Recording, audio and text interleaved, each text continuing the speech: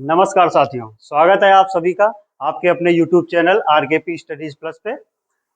हम आपके लिए आज फिर से जो MCQ सीरीज हम चला रहे थे आपके पुलिस यूपीपी पुलिस एग्जाम के लिए, उसी क्रम में हम आज आपके लिए तीसरी क्लास लेकर के आए हैं।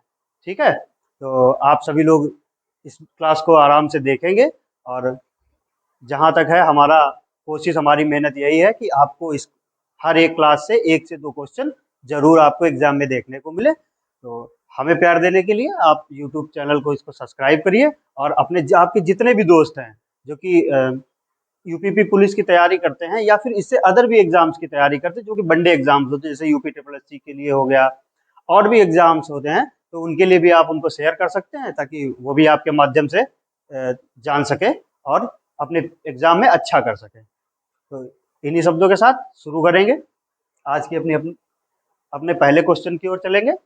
और सब्सक्राइब करना नहीं भूलिएगा कोई लोग, ठीक है। तो आज का पहला क्वेश्चन आपकी स्क्रीन पे आ चुका है। पहला क्वेश्चन है, वायुमंडल में ऑक्सीजन की मात्रा कितनी होती है? Option A 18%, 18%, option B 21%, option C 78% और ऑप्शन डी 39%। तो इसका आंसर कोई रॉकेट साइंस नहीं है, जहां तक है उम्मीद है कि सभी को आता ही होगा, लेकिन इस क्वेश्चन के अंतर्गत जो भी हम दूसरे क्वेश्चन जानेंगे वो हमारे लिए बहुत ज्यादा महत्वपूर्ण होने वाले हैं। इसका हम आंसर आपको बाद में बताएंगे और देखते हैं इसके बारे में। सबसे पहले तो आप ये देखिए कि ये जो शब्द लिखा है वायुमंडल, ये वायुमंडल होता क्या है? सबसे पहले तो जानेंगे कि वायुमंडल होता क्या है। जैसे हमने आपसे पूछा कि वायुमंडल में ऑक्सीजन की कितनी मात्रा है, तो आपको जब यही नहीं पता कि वायुमंडल कहाँ है, तो आपको क्या क्या पता कि हम कहाँ की ऑक्सीजन की बात कर रहे हैं? ऑक्सीजन सिलेंडर के लिए ऑक्सीजन की बात करें कहाँ? तो हमने आपसे कहा कि वायुमंडल। तो अब आपको वायुमंडल के बारे में जानना है। अच्छा, वायुमंडल क्या है? जो हमारी पृथ्वी है, हमारी पृथ्वी गोल है, तो इसके जो चारों ओर जो गैसें हैं, गैसों का मिश्रण है, वही हमारा वायुमंडल है। कि जो हमारी पृथ्वी है, ये मान लीजिए हमारी पृथ्वी है, तो इसके चारों ओर ऐसे ये जो भी चीजें हैं, ये गैसों का बहुत बड़ा मिश्रण, कई गैसों का जो मिश्रण है वो हमारी पृथ्वी की चारों ओर से चारों ओर है। तो पृथ्वी का इसीलिए कहते हैं तो ये क्या हो जाएगा? पृथ्वी का वायुमंडल, ये हमारी पृथ्वी हो गई, अर्थ हो गई। तो ये जो हो जाएगा हमारा ये वाला, ये वायुमंडल है। और इसी में क्या है कि गैसों का मिश्रण पाया जाता है, जिसमें बहुत सारी गैसेज होती है, जैसे नाइट्रोजन हो गया, ऑक्सीजन हो गया, आर्गन हो गया, हीलियम हो गया, हाइड्रोजन हो गया, और बहुत सी अक्रिय गैसें वगैरह पाई जाती हैं। तो उन्हीं गैसों के पूरे मिश्रण को हम क्या कहते हैं? वायुमंडल कहते हैं। तो देखेंगे। अच्छा, इसमें क्या है कि हर एक गैस का अपना परसेंटेज अलग है, कुछ सबसे ज्यादा है, कोई गैस सबसे कम है, और कौन कितनी है। तो उसी परिप्रेक्ष्य में आपसे यहाँ पर क्वेश्चन पूछा गया है कि वायुमंडल में ऑक्सीजन की मात्रा कितनी होती है। तो यहाँ से आपका जो ऑप्शन है, ऑप्शन हो जाएगा ऑप्शन बी, 21%। ठीक है, इसके बारे में और जानेंगे आगे। ठीक है, अब ये देखिए यहाँ पे ये हमारी क्या हो गई? ये हमारी हो गई पृथ्वी। अब ये पृथ्वी के जो चारों ओर है, ये सब क्या है? इसमें सभी गैसें हैं, गैसों का मिश्रण है। तो ये क्या हो गया? ये हमारा हो गया पूरा वायुमंडल। अब इसमें आता यह है कि अच्छा, वायुमंडल जो है वो ऐसा तो है नहीं कि हर जगह एक ही बराबर है, कि जो पृथ्वी पे हम जहाँ पे खड़े हुए हैं यहाँ पे वायुमंडल अलग है, थोड़ा और ऊपर जाने पे और अलग। तो इसीलिए हमने वायुमंडल को 5 परतों में बांट दिया है। कितनी परतों में बांट दिया है? वायुमंडल को 5 परतों में बांट दिया है। अब आपसे एग्जामिनर डायरेक्ट यही क्वेश्चन पूछ सकता है कि हमारे वायुमंडल में कितनी परतें हैं? तो आपको जवाब क्या देना होगा? हमारे वायुमंडल में 5 परतें हैं। पृथ्वी के सबसे नजदीक की परत कौन सी है? तो वो क्षोभ मंडल है। पृथ्वी से सबसे दूर की परत कौन सी है? वायुमंडल है। तो ये जो है, इस प्रकार से भी आपके एग्जाम में क्वेश्चन बन सकता है। तो हम अब देखेंगे कि कहाँ तक क्षोभ मंडल होता है, कहाँ तक समताप मंडल होता है, कहाँ तक मध्य मंडल होता है, कहाँ तक ताप मंडल होता है, कहाँ से फिर बहिर्मंडल स्टार्ट हो जाता है। तो आप देखेंगे कि पृथ्वी की सतह से 12 किलोमीटर की ऊंचाई तक, ये वाली लाइन 12 किलोमीटर की ऊंचाई तक क्या है? क्षोभ मंडल है। कौन सा मंडल है? क्षोभ मंडल है। अच्छा, अब यहाँ से और महत्वपूर्ण प्रश्न बनता है कि क्षोभ मंडल में क्या क्या हो सकता है, क्षोभ मंडल में क्या क्या हो सकता है। तो जितनी भी हमारी मौसम संबंधी घटनाएं हैं, मौसम संबंधी जितनी भी हमारी घटनाएं हैं वो कहाँ होती हैं, क्षोभ मंडल में होती हैं। ठीक है, अब इसके ऊपर बढ़ेंगे, इससे ऊपर हमें मिलता है हमारा समताप मंडल। ये समताप मंडल की ऊंचाई कहाँ से कहाँ तक होती है, 0 से 12 क्या हो गया, क्षोभ मंडल की ऊंचाई। फिर क्षोभ मंडल से ऊपर जाने पर समताप मंडल आता है, तो समताप मंडल की ऊंचाई जो है 12 से 50 किलोमीटर तक क्या होता है, हमारा समताप मंडल होता है। ठीक है, कलर चेंज कर लेते हैं।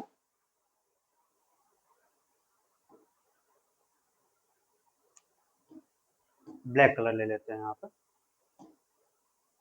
तो ये आपका समताप मंडल। अब समताप मंडल में कौन कौन सी चीजें होती हैं, मतलब कौन कौन सी घटनाएं होती है। तो समताप मंडल में सबसे चीज है कि हमारे जो ओजोन लेयर है, ओजोन रेखा जिसे कहते हैं, वो कहाँ पाई जाती है, जो ओजोन रेखा है वो कहाँ पाई जाती है, वो पाई जाती है समताप मंडल में। एग्जामिनर आपसे ऐसे क्वेश्चन पूछ लेता है कि जो ओजोन रेखा है वो वायुमंडल के कौन से मंडल में पाई जाती है, तो आपका जवाब हो जाएगा समताप मंडल में। अच्छा, जो फाइटर जेट या जो हमारे क्या नाम, ये प्लेन्स, ये जो उड़ते हैं, ये क्षोभ मंडल में न उड़ करके ये कहाँ उड़ते हैं, ये हमारे समताप मंडल में उड़ते हैं। क्योंकि यहाँ पे इन पे दबाव बहुत ज्यादा होता है और हवाएं बहुत सी चलती हैं, तो इसलिए क्या है कि ये कहाँ पे उड़ते हैं, ये क्षोभ मंडल को क्रॉस करने के बाद में समताप मंडल में जाके उड़ते हैं। अच्छा, इसका नाम है समताप मंडल। तो इससे आप यहाँ पे क्या समझ सकते हैं कि इस मंडल में जो तापमान है वो कैसा होता है, इस मंडल में तापमान समान होता है, इसीलिए इस मंडल का क्या नाम पड़ जाता है, समताप मंडल। अब इस मंडल के ऊपर आता है हमारा मध्य मंडल, जिसे हम मध्य मंडल कहते हैं, और ये मध्य मंडल 50 से 80 किलोमीटर की दूरी तक पृथ्वी की सतह से, 50 किलोमीटर 12 किलोमीटर तक आपका क्षोभ मंडल हो गया, फिर 50 किलो अगले 12 से 50 तक आपका समताप मंडल हो गया, फिर 50 से 80 किलोमीटर तक हमारा मध्य मंडल पाया। अच्छा, मध्य मंडल पाया जाता है, तो मध्य मंडल में क्या है कि यहाँ पे उल्का पिंडों के जलने की क्रिया होती है, यहाँ पे उल्का पिंडों के जलने की क्रिया होती है, कहाँ पे, मध्य मंडल में। आगे बढ़ेंगे तो अगला हमारा मंडल हो जाता है ताप मंडल, अगला हमारा मंडल हो जाता है ताप मंडल। अच्छा, यहाँ पे क्या है, जितने भी हम मानव निर्मित उपग्रह भेजते हैं, जितने भी उपग्रह भेजे जाते हैं, ये हमारे कौन से मंडल में होते हैं, ये हमारे ताप मंडल में होते हैं। ठीक है, ताप मंडल में होते हैं। अच्छा, इसकी ऊंचाई कहाँ से कहाँ तक होती है, 80 से 700 किलोमीटर तक। इसके ऊपर क्या होता है, बहिर्मंडल होता है, इसके ऊपर क्या होता है, बहिर्मंडल, जो कि 700 से 19,000 किलोमीटर की ऊंचाई तक होता है। तो आप सब ये सब समझ गए होंगे, इसको चाहे तो आप स्क्रीनशॉट ले लें या नोट कर लें, क्योंकि ये आपके एग्जाम की दृष्टि से बहुत ही महत्वपूर्ण हो जाता है। अच्छा, इधर देखेंगे, हम आपके लिए एक टेबल बना के लाए हैं कि वायुमंडल में गैसें,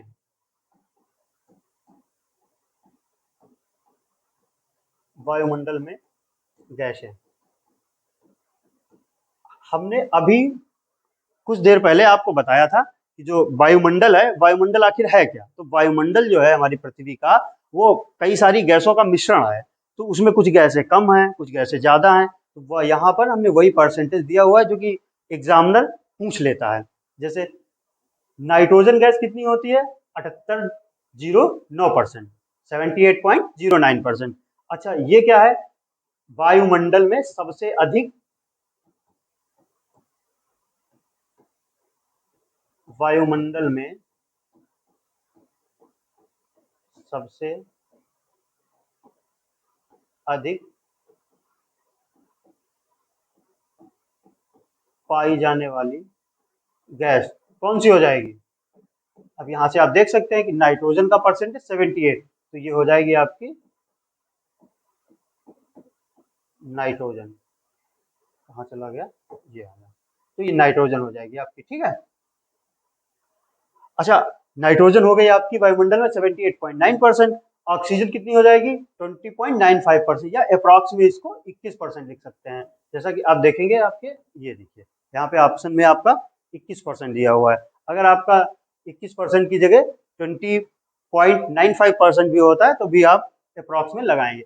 आर्गन होती है 9.93%, कार्बन डाइऑक्साइड होती है 0.03%, नियॉन होती है 0.0018%, हाइड्रोजन का ये परसेंटेज होता है, हीलियम, क्रिप्टन, जेनॉन, ओजोन और मीथेन। तो ये इतनी सारी गैसों का मिश्रण होता है हमारा क्या, वायुमंडल। ठीक है, तो उम्मीद है आप सब समझ गए होंगे ये सब चीजें। बढ़ेंगे अगले क्वेश्चन की ओर। तो अगला प्रश्न आपकी स्क्रीन पर आ चुका है। आप सब प्रश्न को पढ़ेंगे और फिर एक बार उत्तर टाइप करेंगे कमेंट में। तो दूसरा प्रश्न है हमारा, आर्यभट्ट थे एक प्रसिद्ध कौन? जो आर्यभट्ट हैं वो कौन थे?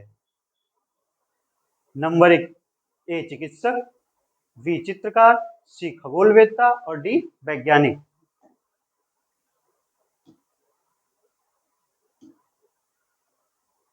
बताएंगे आप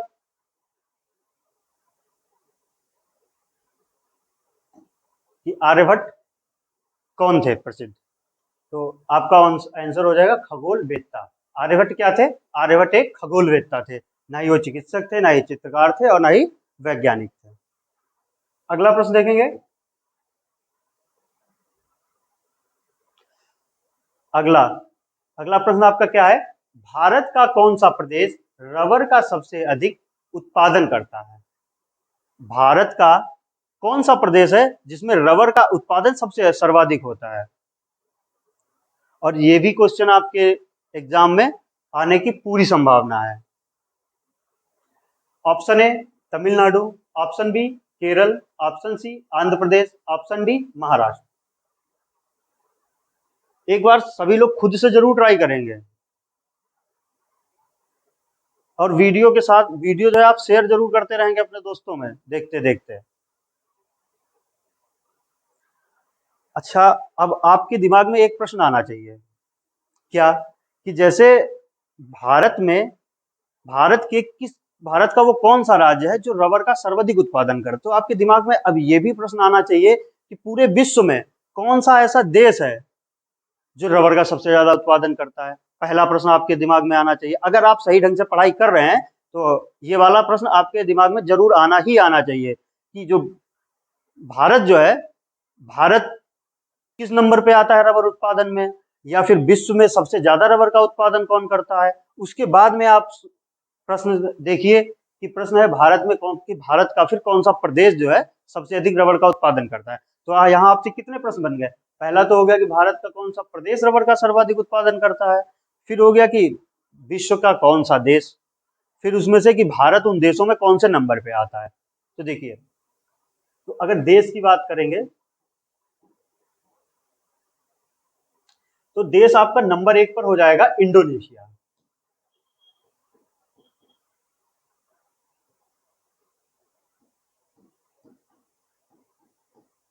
इंडोनेशिया, ठीक है। अब दूसरा देश आपका हो जाएगा ब्राजील। ब्राजील। अब तीसरे नंबर पे आता है हमारा भारत। तीसरे नंबर पे कौन सा है? तो हमारा भारत देश रबर के उत्पादन में कौन से नंबर पे है? तीसरे नंबर पे। देखेंगे इसे।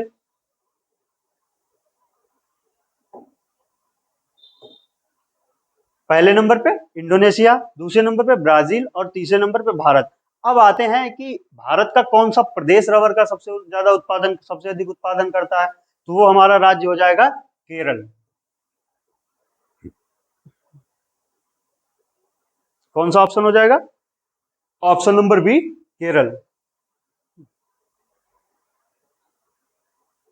अगला प्रश्न, प्रश्न संख्या 4। ये प्रश्न आपके एग्जाम के लिए बहुत बहुत बहुत ही महत्वपूर्ण प्रश्न है।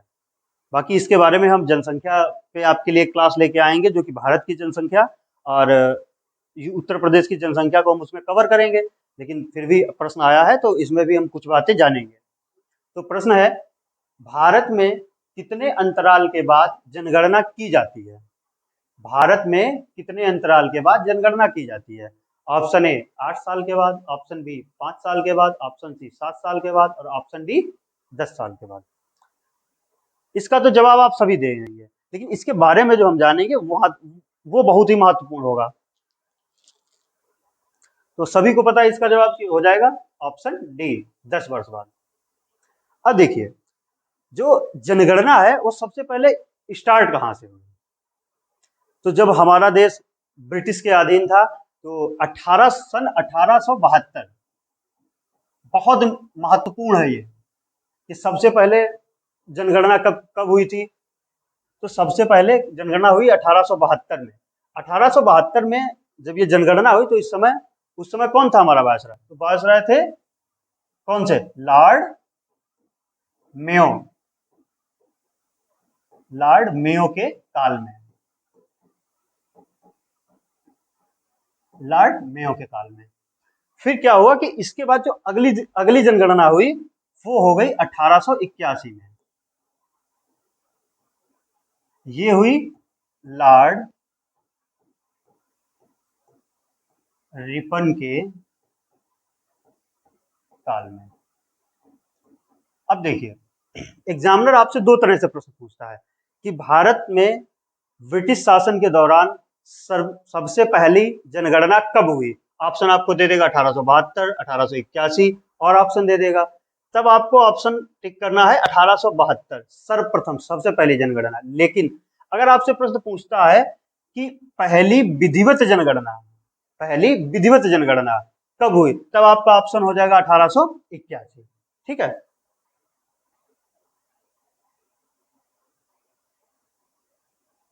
अब देखिए, अब ये तो हो गया आपका ब्रिटिश शासन का। अब आप पता होगा आपको कि हम जो इस समय किसी भी एग्जाम में जो भी डेटा देख रहे हैं, वो हम कौन सी जनगणना का देख रहे हैं? जो जनगणना हमारी 2021 में हुई थी। तो हम जो भी डेटा पढ़ते हैं इस समय पे, वो कब का होता है? वो 2011 जनसंख्या का डेटा होता है। अच्छा, 2011 के हिसाब से 10 साल के बाद में अगली होती, तो अगली होनी चाहिए आपकी 2021 में। लेकिन 2021 में तो जनगणना हुई नहीं, क्योंकि कौन आ गया था? चीन ने कोरोना भेज दिया था। तो क्या हुआ? हमारी जनगणना नहीं हुई। अब ये वाली जो 2021 की जो जनगणना है, वो गवर्नमेंट के अनुसार 2024 के चुनाव के बाद में होगी, और इसके आंकड़े, नवीनतम आंकड़े तब हमें देखने को मिलेंगे। अब एक प्रश्न और यहाँ से, क्या कि जो 2011 वाली जनगणना थी, वो किस नंबर की जनगणना थी? कौन से नंबर की जनगणना थी? तो वो हमारे कौन से नंबर की जनगणना थी? वो हमारे 15वें नंबर की जनगणना थी, 15। तो इस हिसाब से 2021 वाली कौन से नंबर की हो जाएगी? 16 नंबर की। ठीक है। अच्छा, ये जो जनगणना होती है, ये हमारे गवर्नमेंट के किस मंत्रालय के अंदर आती है? तो इसका ये किस मंत्रालय के अंदर आती है? गृह मंत्रालय।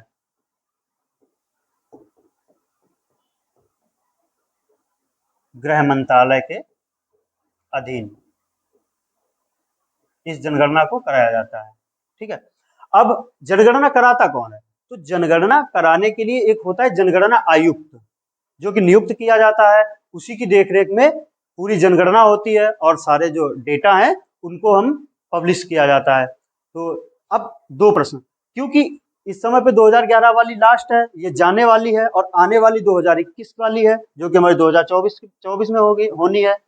तो इसलिए क्या हो जाता है कि जो जनगणना आयुक्त है, वो दोनों का ही बहुत ज्यादा महत्वपूर्ण हो जाता है। जनगणना आयुक्त, तो जो 2011 में जनगणना आयुक्त थे, उनका नाम था सी, हिंदी में लिख लीजिए, सी चंद्रमौली। कौन थे? सी चंद्रमौली। ये हमारे 15वीं जनगणना के आयुक्त थे। अब जैसे 15वीं के कोई आयुक्त थे, तो 16वीं वाले के भी कोई आयुक्त जरूर होंगे। तो हमारी जो 16वीं जनगणना के जनगणना आयुक्त जो हैं, वो कौन है? डॉक्टर विवेक जोशी। एक चीज और, जो कि हम यहाँ पे ब्रैकेट में लिख देंगे, वो ये कि जो जनगणना ये हुई हमारे देश में, होनी शुरू हुई स्वतंत्रता के बाद, तो किस अधिनियम के तहत हुई? तो उसका हमारा जनगणना अधिनियम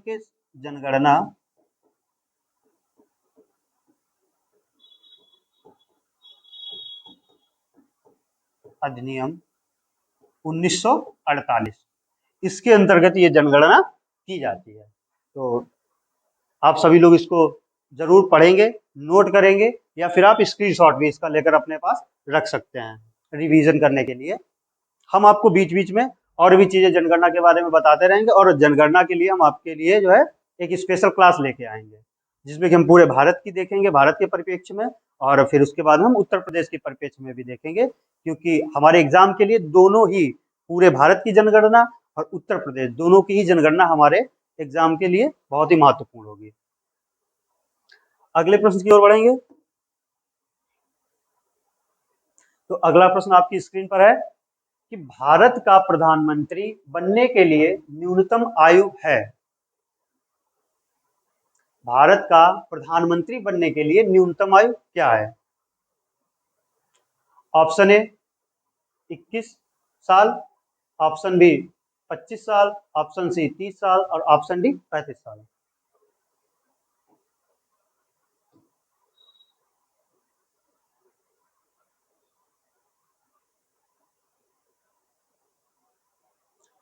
तो यहाँ पे आपका जवाब, सही जवाब हो जाएगा 25 साल।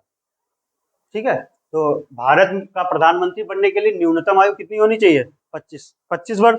अब देखेंगे कि वो कौन कौन से पद हैं जिनके लिए हमारी 25 वर्ष की आयु न्यूनतम होनी आवश्यक है। तो देखेंगे, तो पहला तो आपका हो गया पीएम, और इसी के साथ में सीएम मतलब चीफ मिनिस्टर यानी कि मुख्यमंत्री। तो प्रदेश का मुख्यमंत्री और देश का प्रधानमंत्री बनने की न्यूनतम आयु कितनी होती है? तो न्यूनतम आयु होती है 25 वर्ष। अच्छा, इसमें ऑप्शन सी है 30 साल। अब ऐसे कौन से पदाधिकारी हैं या हमारे सरकार में है जिनकी न्यूनतम उम्र क्या है? 30 साल है। तो उसमें आप देखेंगे राज्यसभा एमपी,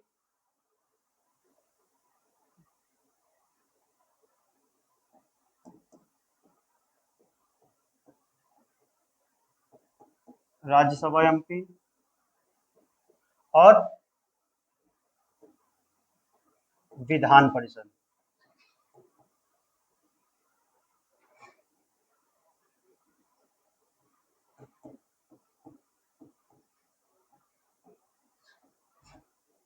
तो राज्यसभा एमपी और विधान परिषद एमपी बनने के लिए आपके पास कितनी होनी चाहिए? न्यूनतम 30 वर्ष जनसंख्या, सॉरी 30 वर्ष की आयु आपकी होनी चाहिए। अच्छा, डी ऑप्शन है 35 वर्ष। तो अब 35 वर्ष किसके किसके लिए जरूरत होती है ये भी जानेंगे। तो 35 वर्ष में आ जाते हैं हमारे राष्ट्रपति, इसी के साथ साथ उपराष्ट्रपति,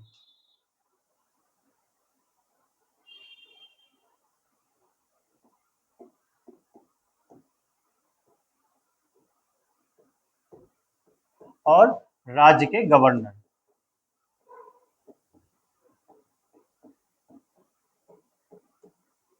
ठीक है,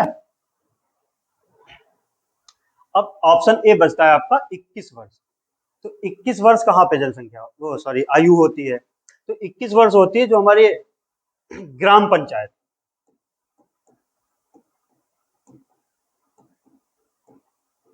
जो ग्राम पंचायतों के जो चुनाव होते हैं उसमें आपको चुनाव लड़ने के लिए आपकी कितनी होनी चाहिए आयु? 21 वर्ष। ठीक है, तो देखेंगे इसको और बढ़ेंगे इसी के साथ अपने अगले क्वेश्चन की ओर। तो अगला प्रश्न है, रेफ्रिजरेटर में कौन सी गैस द्रव का उपयोग किया जाता है? Option A ammonia, option B carbon dioxide, option C chlorine और ऑप्शन डी हाइड्रोजन।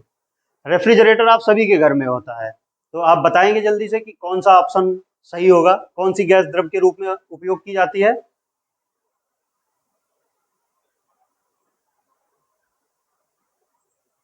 तो यहाँ पे आपका ऑप्शन ए सही हो जाएगा, अमोनिया गैस, और जो कि द्रव के रूप में उपयोग की जाती है। अगले प्रश्न की ओर बढ़ेंगे।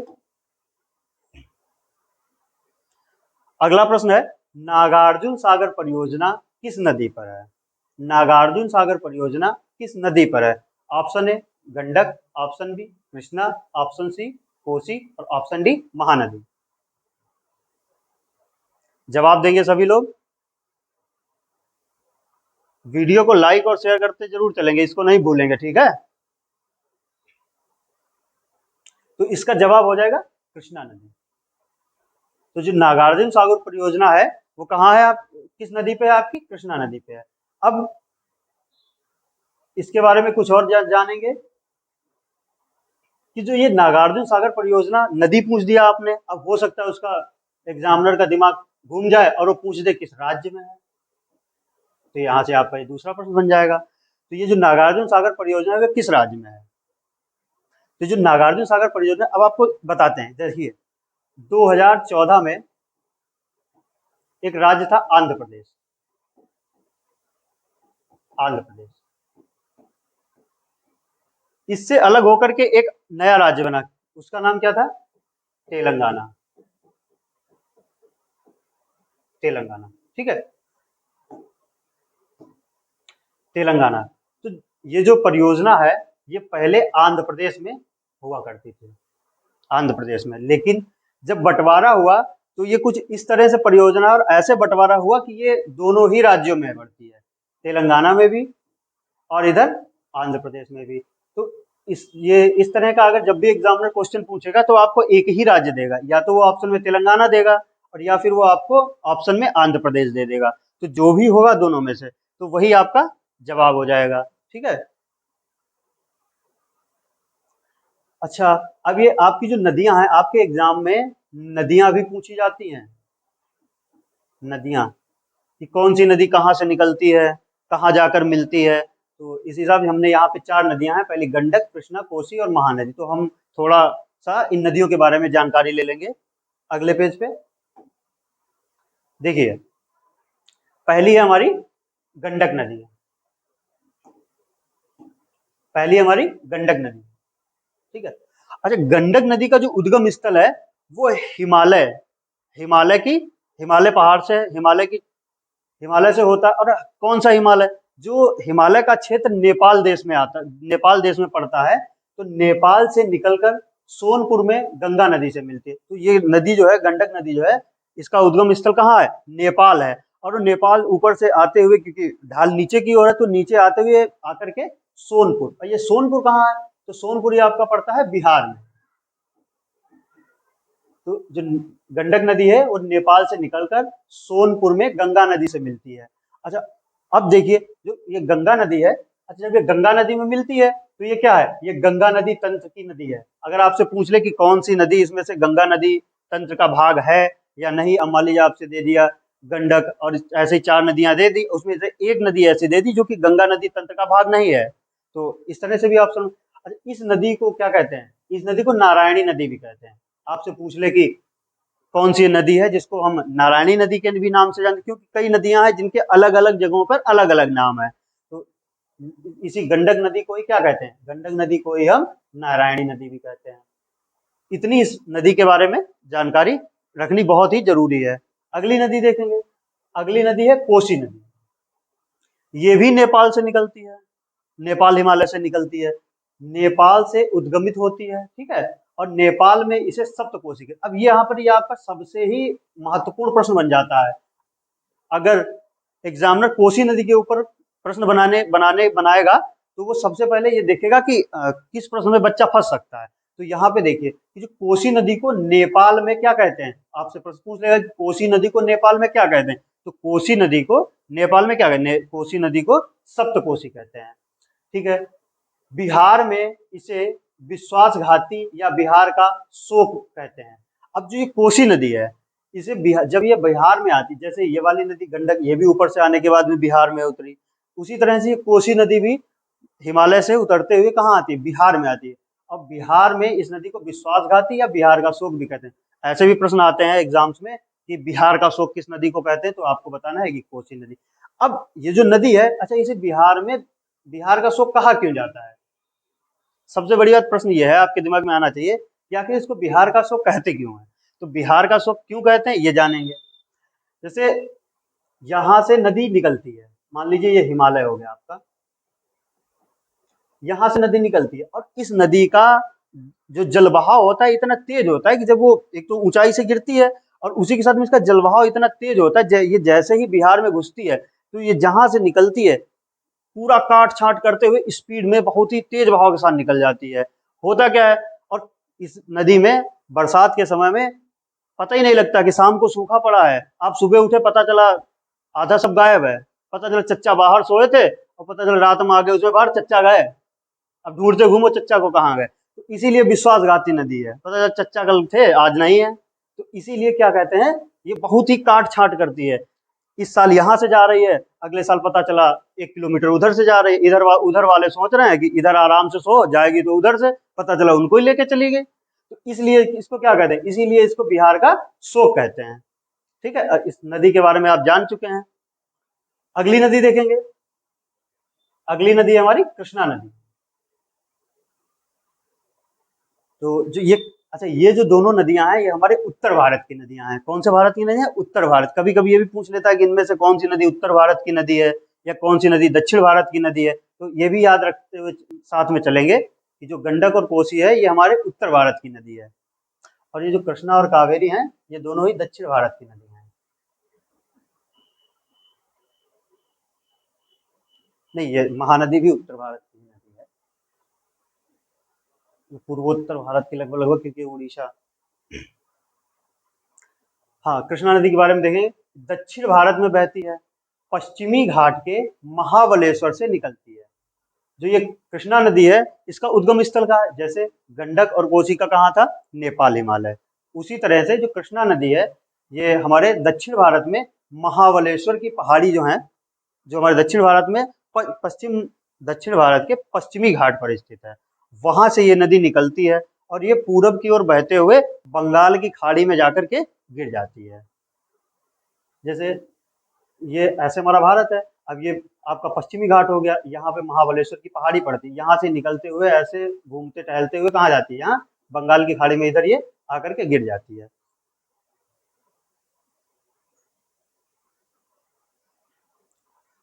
अच्छा, इस नदी के बारे में और, शिव समुद्रम जलप्रपात और श्रीरंगपट्टनम जलप्रपात, ये दोनों कहाँ हैं? ये दोनों ही इसी कृष्णा नदी पर ही हैं, और ये है कहाँ पे? कर्नाटक में।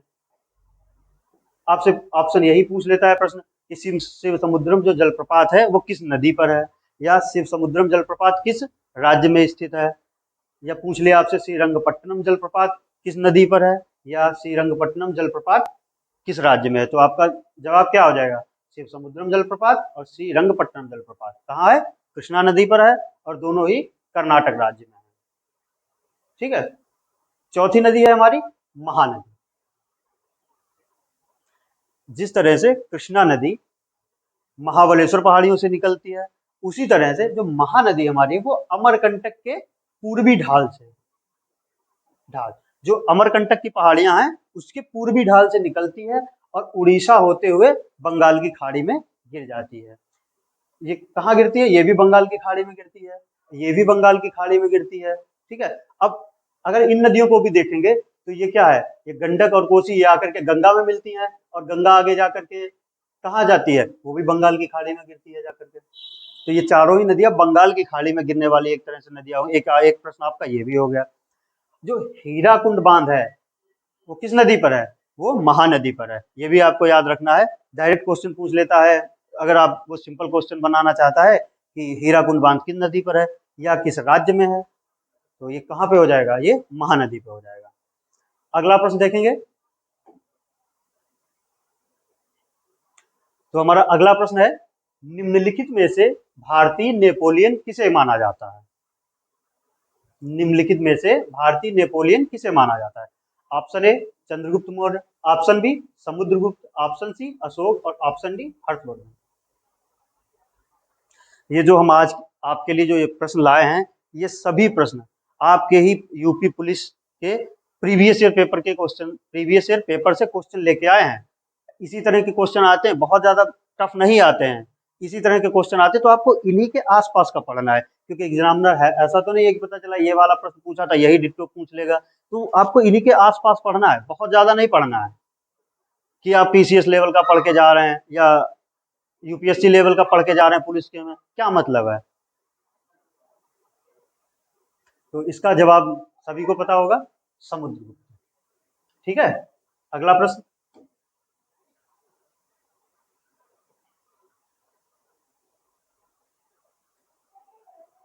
अगला प्रश्न है, डिस्कवरी ऑफ इंडिया पुस्तक के लेखक कौन है? ऑप्शन ए जयप्रकाश नारायण, जवाहरलाल नेहरू, मौलाना अबुल कलाम आजाद या इंदिरा गांधी। ये भी आपका 1 नंबर का डायरेक्ट क्वेश्चन पूछ लेता है कि डिस्कवरी ऑफ इंडिया पुस्तक या और भी पुस्तकें हैं उनके बारे में भी पूछ लेता है कि इसको इसके लेखक कौन है। कुछ हिस्ट्री की पुस्तकों से भी पूछ लेता है। अगर वो करंट में क्वेश्चन आपसे पूछना चाहता है तो करंट की कोई बुक उठा के पूछ लेता है कि इस पुस्तक के लेखक कौन है। तो इसका आपका जवाब हो जाएगा जवाहरलाल नेहरू। अगला प्रश्न अगला प्रश्न है, गैस एजेंसियों द्वारा सिलेंडरों में भरकर दी जाने वाली गैस है, द्रव है, गैस है, ठोस है या एक घोल है। अब आप सभी के घर में सिलेंडर है, किचन है, तो किचन में सिलेंडर भी जरूर होगा, तो आपको ये भी पता होगा कि उसमें कौन कौन सी गैस होती है। अब वो जो गैस है वो क्या है, द्रव है, गैस है, एक घोल है या ठोस है। तो ये होती है आपकी द्रव। कैसे, जो आपके सिलेंडर में होते हैं उसे हम क्या बोलते हैं, एलपीजी बोलते हैं, एलपीजी। तो एलपीजी की फुल फॉर्म क्या होती है, आप ऐसे ही समझ लीजिए, एलपीजी की फुल फॉर्म होती है लिक्विफाइड पेट्रोलियम गैस। यहाँ पे क्या शब्द आ गया, लिक्विफाइड, तो क्या लिक्विड मतलब द्रव। अच्छा, एलपीजी इसमें होता क्या क्या है, कौन कौन सी गैस का मिश्रण मिश्रण होता है। इसमें होती है आपकी प्रोपेन और ब्यूटेन।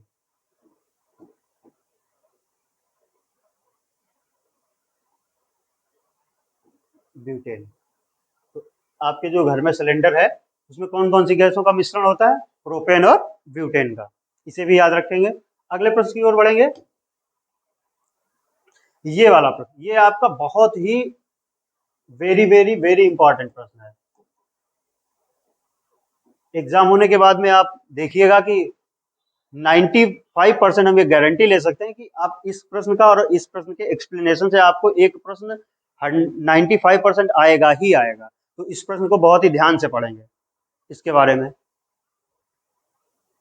तो प्रश्न है, द्रोणाचार्य पुरस्कार किस क्षेत्र में प्रदान किया जाता है, साहित्य के क्षेत्र में, कला के क्षेत्र में, खेल प्रशिक्षण के क्षेत्र में या फिर समाज सेवा के क्षेत्र में। तो इसका हम जवाब तो बाद में जानेंगे, पहले इसके बारे में जानते हैं। देखिए,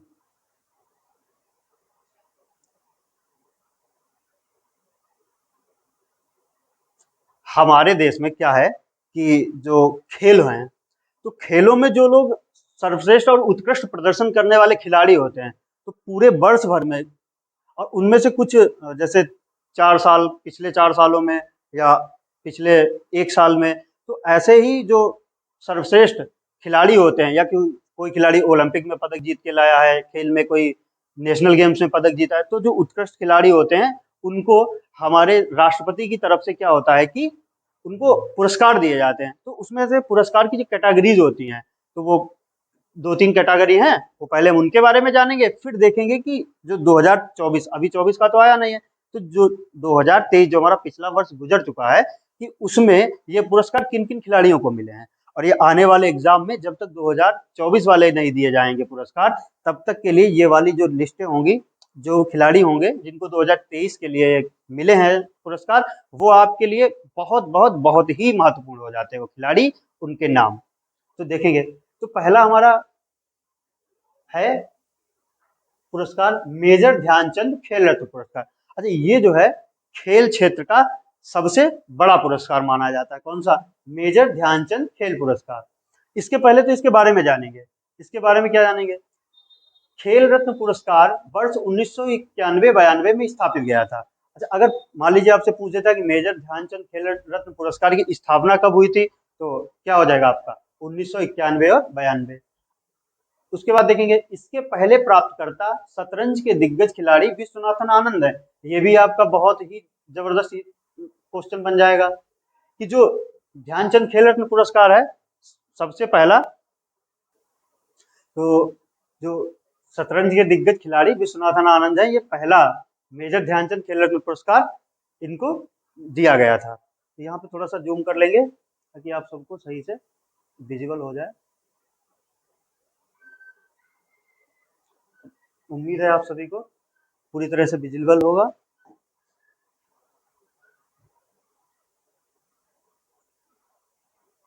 तो हम कहाँ पे थे?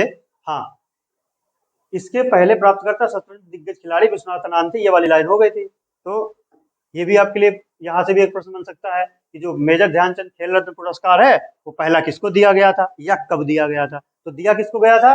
विश्वनाथन आनंद को। कब दिया गया था? 1991-92 में। इसकी स्थापना कब हुई थी? 1991-92 में। एक और प्रश्न देखिए, 2 लाइन से कम 5 से 6 प्रश्न बन रहे हैं। एक क्या कि विश्वनाथन जो आनंद है ये किस खेल से संबंधित है? तो ये देखिए शतरंज के दिग्गज से।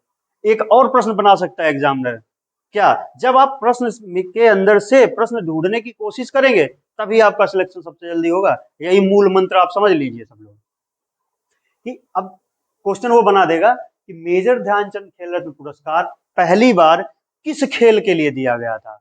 अब आप चकरा जाएंगे कि मैंने ये तो पढ़ा ही नहीं और यहाँ में ये तो पता ही नहीं। तो आपको दिमाग लगाना होगा कि अभी आपको इतना याद है कि 1991 में पहला दिया गया था। पहला दिया किसको गया था? विश्वनाथन आनंद को दिया गया था। अब वो किस क्षेत्र में दिया गया था? वो किस क्षेत्र के खिलाड़ी थे? किस गेम के खिलाड़ी थे? तो शतरंज। तो आप क्या है तुरंत जवाब दे सकते हैं कि मेजर ध्यानचंद खेल रत्न पुरस्कार पहली बार जो है शतरंज के खेल के लिए दिया गया था। ठीक है, यह पूर्व में राजीव गांधी खेल रत्न के रूप में जाना जाता था। अब देखिए, जो मेजर ध्यानचंद खेल रत्न पुरस्कार है, जब इसकी स्थापना हुई थी 1991 और 1992 में, तब इसका नाम क्या था? खेल रत्न, राजीव गांधी खेल रत्न पुरस्कार। पूछ लेगा आप एग्जामिनर आपसे कि मेजर ध्यानचंद खेल रत्न पुरस्कार का पुराना नाम क्या है? ऑप्शन आपको दे देगा, राजीव गांधी खेल रत्न पुरस्कार, इंदिरा गांधी खेल रत्न पुरस्कार, लाल बहादुर शास्त्री खेल रत्न पुरस्कार। इसी तरह से आपको 4 ऑप्शन दे देगा और आपको घुमा देगा और आप कर आएंगे निगेटिव मार्किंग। तो ध्यान रखना है, बहुत ही ध्यान से आप पढ़िए। मैं गारंटी लेता हूँ 95% आपको ये स्लाइड और इसकी अगली स्लाइड, इन 2 स्लाइड में से आपको 1 से 2 क्वेश्चन 100% मिलेंगे। आप देखिएगा कि जब एग्जाम होगा उसके बाद हम आपको दिखाएंगे बोर्ड पे। इसी में से अगली लाइन है, अच्छा ये दिया क्यों जाता है? ये देखिए, यह किसी खिलाड़ी द्वारा पिछले 4 वर्षों की अवधि में खेल के क्षेत्र में शानदार और उत्कृष्ट प्रदर्शन के लिए दिया जाता है। ये लाइन हो गई आपकी। अब देखिए, मेजर ध्यानचंद खेल रत्न पुरस्कार में कितनी राशि दी जाती है, मतलब पैसा कितना दिया है? तो वो देखिए इस लाइन में, इसमें 25 लाख रुपए का नगद पुरस्कार, एक पदक और सम्मान पत्र दिया जाता है। तो मेजर ध्यानचंद खेल रत्न पुरस्कार में कितने रुपए की दिए जाते हैं? 25 लाख रुपए। बहुत इंपॉर्टेंट है, ये याद रखना पड़ेगा आपको। अच्छा, यह खेल मंत्रालय द्वारा दिया जाने वाला सर्वोच्च खेल पुरस्कार। देखिए, जो मेजर ध्यानचंद खेल रत्न पुरस्कार है, पहले तो खेल का सर्वोच्च खेल पुरस्कार है, नंबर 1। नंबर 2, ये किस मंत्रालय के द्वारा दिया जाता है? अगर आपको पूछे कि किस मंत्रालय को दिया, किस मंत्रालय के अंतर्गत दिया जाता है या कौन सा मंत्रालय देता है, तो आपका हो जाएगा खेल मंत्रालय के अंतर्गत दिया जाता है। ठीक है, तो ये हमने आप देख लिया है कि मेजर ध्यानचंद खेल रत्न पुरस्कार के बारे में। थोड़ा सा क्लीन कर दें, फिर आपको दूसरे पुरस्कार की ओर बढ़ेंगे। आप लोग अगर लेना चाहें तो स्क्रीनशॉट ले सकते हैं रिवीजन के लिए। मैं हट जाता हूं।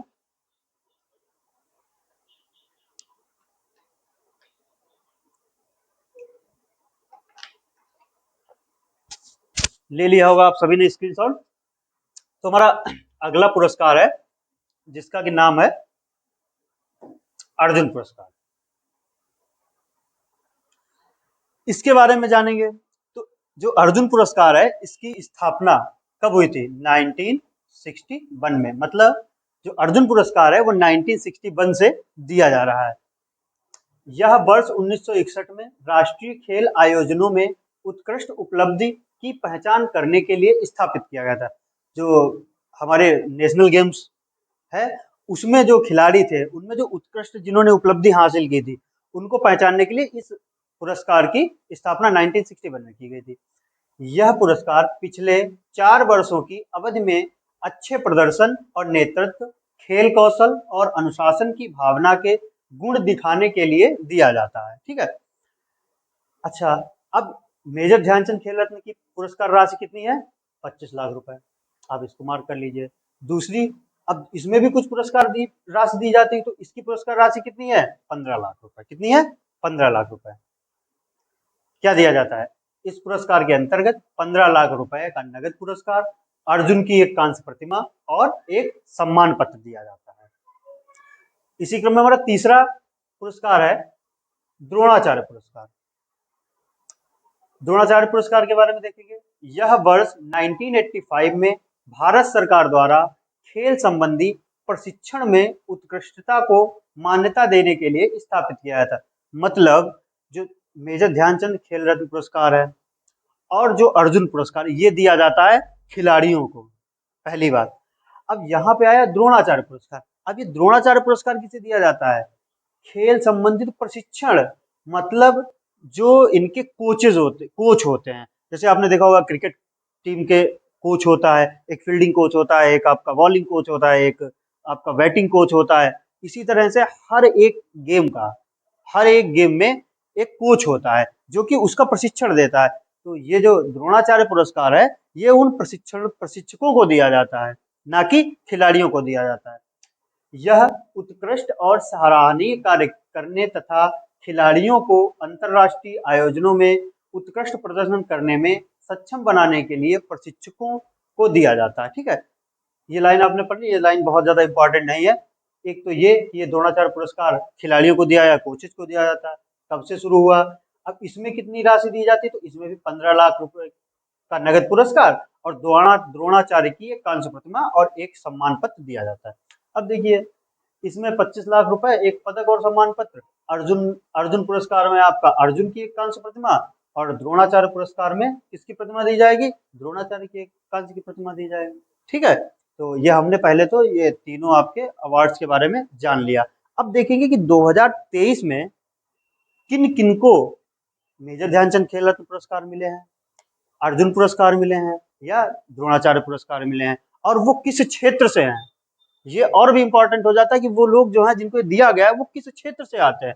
अगर प्रशिक्षक हैं तो वो किस चीज का प्रशिक्षण देते हैं, और खिलाड़ी हैं तो किस खेल के खिलाड़ी हैं। तो देखेंगे,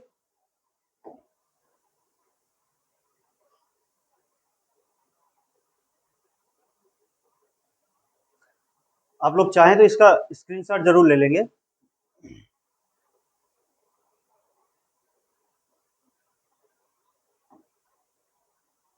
देखिए, पहला हम आते हैं मेजर ध्यानचंद खेल रत्न पुरस्कार। जो हमारा मेजर ध्यानचंद खेल रत्न पुरस्कार है, ये सन 2023 में किन खिलाड़ियों को दिया गया? पहली बात, पहले तो आपका प्रश्न हो जाएगा कितने खिलाड़ियों को दिया गया, पहला प्रश्न। दूसरा प्रश्न, कौन कौन से वो खिलाड़ी हैं जिनको दिया गया। तीसरा प्रश्न, वो खिलाड़ी किस खेल से संबंधित है। तो देखिए, आप पहले हैं चिराग चंद्रशेखर शेट्टी जो कि बैडमिंटन के खिलाड़ी हैं। दूसरे हैं रंकी रेड्डी, सात्विक साईराज, ये बैडमिंटन के खिलाड़ी हैं। आपने अक्सर न्यूज़पेपर्स में देखा होगा चिराग सात्विक की जोड़ी,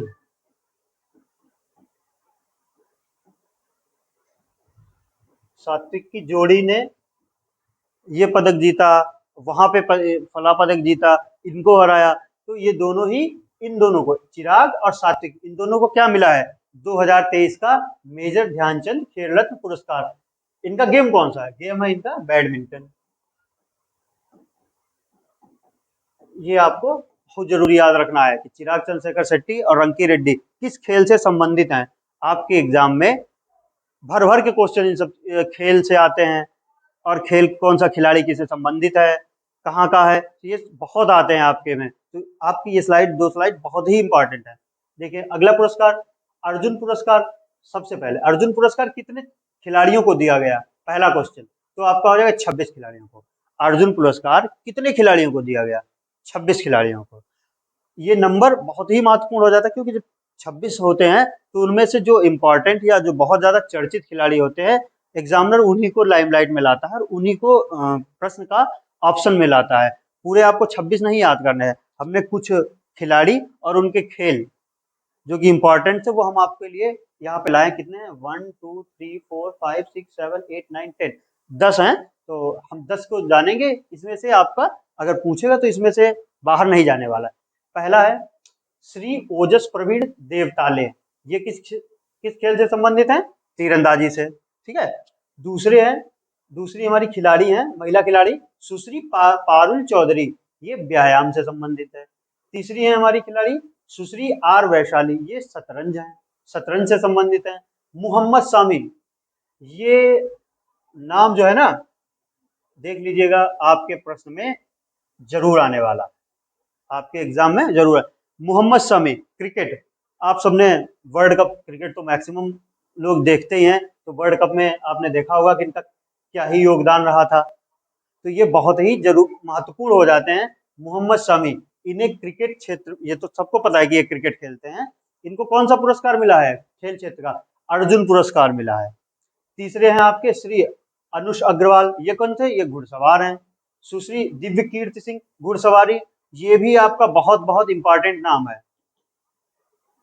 दिव्य कीर्ति सिंह किससे संबंधित है आपसे पूछेगा, तो आपको बताना होगा कि जो दिव्य कीर्ति सिंह है सुश्री, ये महिला खिलाड़ी घुड़सवारी से। सुश्री दीक्षा डागर, ये गोल्फ खेलती हैं। सुश्री शीतल देवी, ये पैरा तीरंदाज हैं। अगला है इलूरी अजय कुमार रेड्डी, ये ब्लाइंड क्रिकेट खेलते, ये भी इंपॉर्टेंट है, ये भी बहुत इंपॉर्टेंट हो जाता है, क्योंकि ये हो गए आपके क्रिकेट के मोहम्मद शामी। अब ब्लाइंड क्रिकेट, मतलब जिनको दिखाई नहीं देता फिर भी क्रिकेट खेलना है, तो इनको ये पुरस्कार मिला है अजय कुमार रेड्डी को, तो ये आप अपने आप में बहुत ही महत्वपूर्ण प्रश्न हो जाता है। अगला है सुश्री प्राची यादव, ये क्या है? ये है पैरा कैनोइंग क्षेत्र की खिलाड़ी हैं। अगला देखेंगे,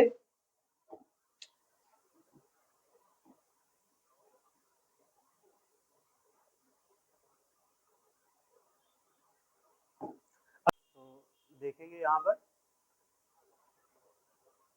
आप चाहें तो इसका स्क्रीनशॉट ले सकते हैं, इसीलिए हमने क्या किया, इसको आपके सेंटर में कर दिया है। तो यहाँ पे है उत्कृष्ट प्रशिक्षकों के लिए द्रोणाचार्य पुरस्कार 2023। अच्छा, ये जो द्रोणाचार्य पुरस्कार है, ये 2023 में दिए गए, इसमें दो श्रेणियां हैं, एक तो नियमित श्रेणी विजेता है और दूसरे हैं आजीवन श्रेणी। ठीक है, लाइफ टाइम अचीवमेंट के लिए ये पुरस्कार दिए जाते हैं।